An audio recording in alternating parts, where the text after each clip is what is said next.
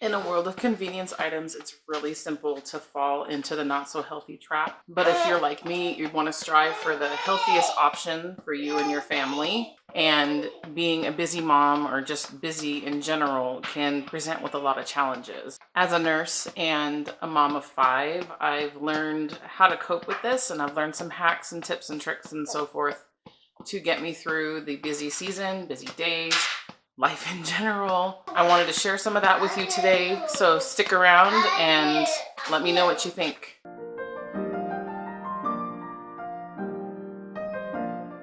First and foremost, give yourself grace. Culture tells us that we can do everything all on our own, all the time, that we don't need to hire out, or that we can't just put something down for the minute if we're in a busy season of life. That's not true. We may have a lot of convenience things these days, but that doesn't make it horribly easy, especially since we're not used to it anymore. A lot of this stuff is just getting back to basics, stuff that our grandparents would have done, maybe even your own parents or so forth. But a lot of it, especially for me, I have been learning on my own as I go. I grew up as essentially a microwave child. So a lot of the skills that I've learned have been over the last several years. So just check the season of life that you're in. Check and see what is most important to you. Is there something that you can let go? One of the biggest things that I've had to learn over the last several years, because of the growing food, preserving food, is actually how to cook the food. I did not learn how to cook from scratch until after I started gardening, so a lot of stuff was going to waste, unfortunately. So one of the biggest things, and it does take time to accumulate the skills, is learning to cook from scratch. Some of the things like using the vegetables out of your garden, learning to use the food that you've actually preserved, because it's one thing to be able to preserve the food. Yes, it's dehydrated, it's on your shelves, it's in the jars now, it's freeze dried, it's frozen, but how do you use it? It's not going to do you any good to have preserved the food if you don't actually know how to use the food. And that's where I was struggling for a while. I learned to preserve, which was great, but I didn't actually know how to utilize it. So now I'm to the point to where I can kind of take stock of what's in my pantry. What have I preserved? What meals can I make from it? Quick, easy things is still my top priority. So I make my husband some soups, like tomato soup. I make beef stew.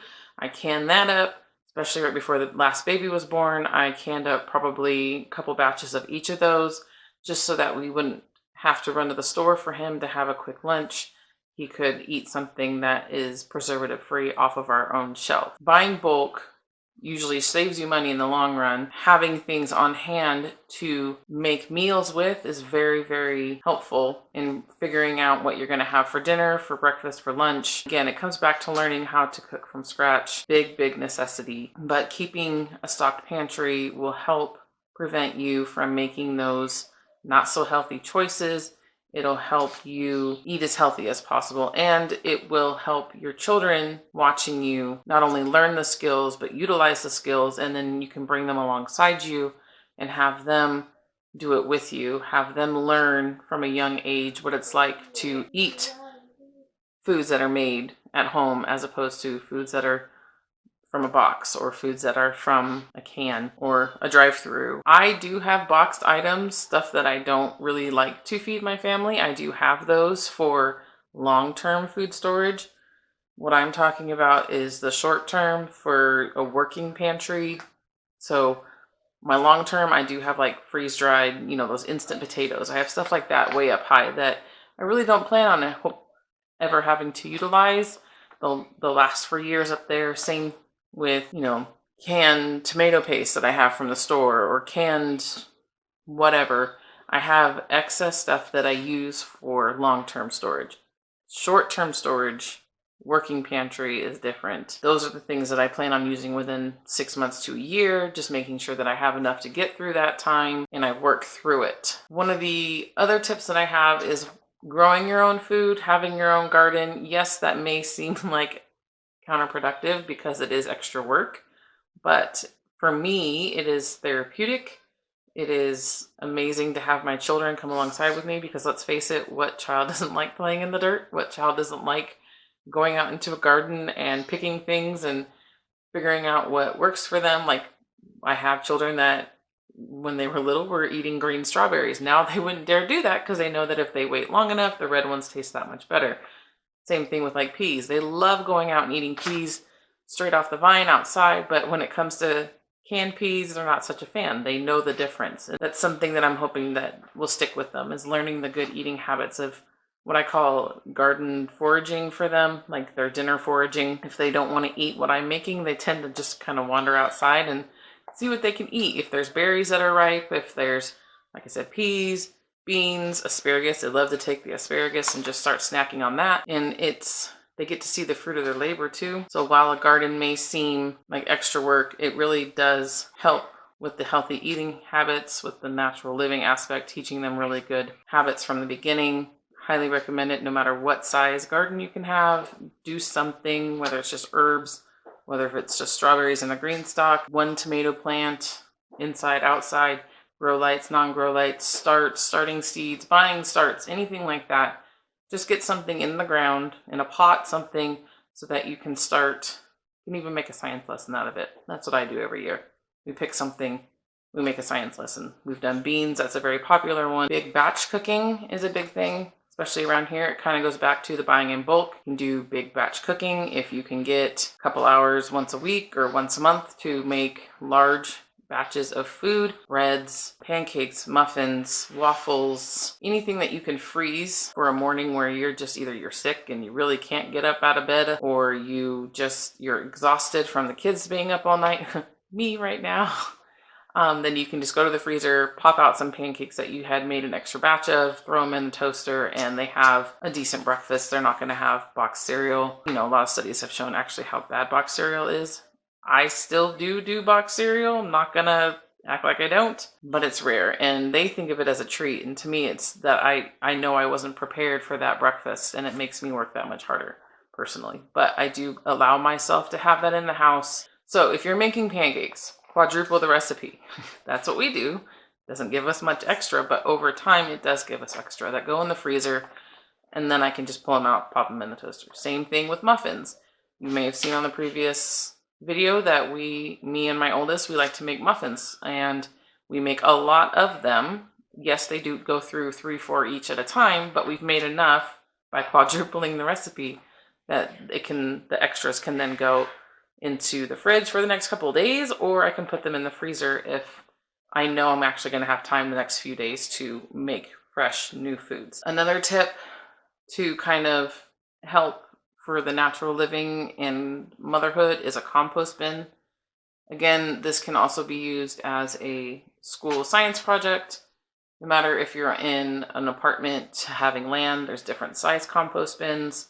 They have little kitchen ones, they have the big roller tumbler ones if you have the space, 3-section one. There's just so many options. It ties back into the gardening, saves you on your waste, on your trash, goes back in there, and it will save you time with having to source clean compost. One of my biggest things, and it's probably because I'm a nurse, is having medical supplies at the ready for any kind of ailment, for cuts, scrapes, burns, wounds. If you get the cold, the flu, if you get chicken pox, anything like that, I try to have not just herbs and everything, but I also have a nice big storage of Band-Aids, gauze, saline, I even have a suture kit that you can buy off Amazon.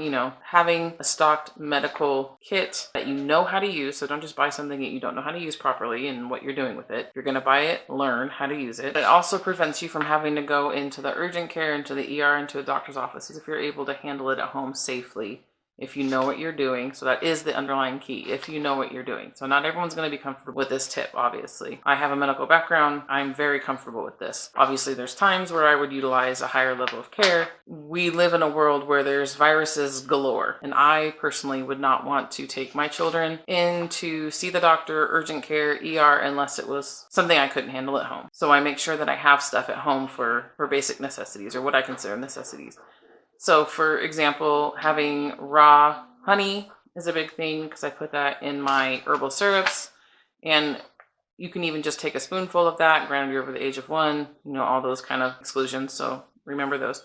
You just take a scoop of raw honey And you can swallow that, not only when the kids absolutely love it, coats your throat, and it can help with coughing. Yes, there are some other herbs that can also help as well, but the very, very basic is just taking a spoonful of honey, properties in the honey as well. I'm not going to dive into that right now. And then it kind of comes down to learning a new skill of herbalism, learning just the basics of family care at home. Like I said, the syrups that I make, like elderberry, the cough and sore throat, or lung and chest congestion to help, expel mucus. Learning how to use those safely at home so that you can prevent the need to go into a higher level of care is important. So that's definitely a tip and a suggestion, is learning how to care for yourself and your family as natural as possible.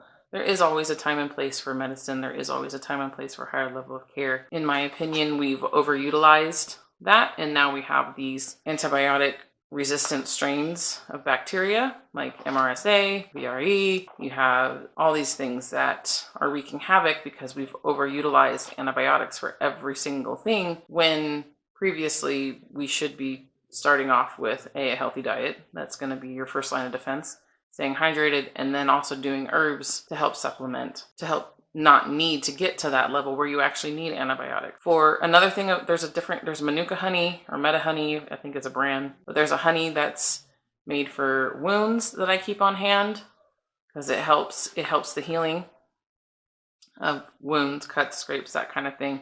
So that's the other kind that I would recommend having. Sourdough is big, great gut health. If you're gluten intolerant, gluten resistant, anything of those terms, you should be able to use sourdough to some capacity. The longer the ferment, the better. So learning how to utilize sourdough would be a great option. Always having healthy snacks available, not just the rip and go kind from Costco. I do have those. I have their little fig bars. I have things like that. But having things like homemade sourdough crackers, which my kids love. We put different herbs in them every time. Having homemade granola bars, having homemade power balls. My daughter loves to make those, little like peanut butter and everything. She just, stuff like that. Having even cheese sticks, like the little string cheeses or cheddar cheese sticks, or meats that they can chomp on. Stuff that's protein is going to be the best, because protein is going to keep you fuller longer and it'll help them to develop. Probably one of the biggest things I have is to make sure that everybody has access to water, clean water, filtered water. So my kids either have a cup or a water bottle at all times, and just making sure that that's full, that it's clean, and they can drink all day long. They rarely get juice. When they do, it's usually cut in half. They don't need that much sugar, can upset their gut. And really, it just comes down to finding what system works for you in your home, what part of the journey you are on to natural living, exactly how busy you are with your kids. If you're working full-time, it's going to look very different than mine. If you are not homeschooling, it's going to look very different than mine. There are different factors to always consider. This is just what works for me. This is what I have been honing in on over the last several years. I want to show you kind of one of the quick go-to recipes that I have from stuff that I stock in my pantry. It's just like a tuna meat sardine salad, and you can see that I'm going to be cutting up some vegetables for it, and I make my own mayonnaise for it from our farm fresh eggs from our chickens in the backyard. And so basically I'm sourcing my ingredients. Like the tuna is wild caught. It's in water, I believe. It's one of the best products that I found for tuna. And then same with the sardines, and that's giving them a lot of omegas and vitamins and minerals that they need. It actually tasted really good this day that I made it. I couldn't get enough of it. But you'll also notice that I'm using store-bought bread. I still have an 11-week-old baby right now, plus the 4 other kids, and I'm homeschooling 2 of them. It's just, I can't always make all the bread right now, so I'm giving myself grace for that. I do make sourdough as much as possible, as you'll see in here. It's very simple. I can do it off, the top of my head, but it does take time. So if I don't have a chance to plan out for it, it's going to get missed. I got to play catch up because sourdough does take longer. And I'm actually more familiar with sourdough now at this point than I am with baking yeast bread. I gave myself grace, and I have those artisan rolls that we're eating off of and things like that, almond crackers. Then there's those you know, dried cranberries, things like that is what I'm talking about for having on hand, just so you don't, because the worst option would be to leave and go to a fast food restaurant. So I give myself grace on buying store-bought bread here and there. Those are my tips. Hopefully you found this helpful. Hopefully I didn't squirrel off too many times. Hopefully this was beneficial. Leave me a comment below to let me know what actually works for you and your family. What have you been implementing? What have you done, or what has not worked for you? What have you done that you were just like, whoa, no, not doing that again. I would always love to learn what's working for others. Maybe I can implement it. Maybe I can learn from it. Please leave me a comment and let me know. And if you see something that maybe I could fix, tweak, leave me a comment. And then also like, subscribe, and share. And let's see what kind of community we can create with this.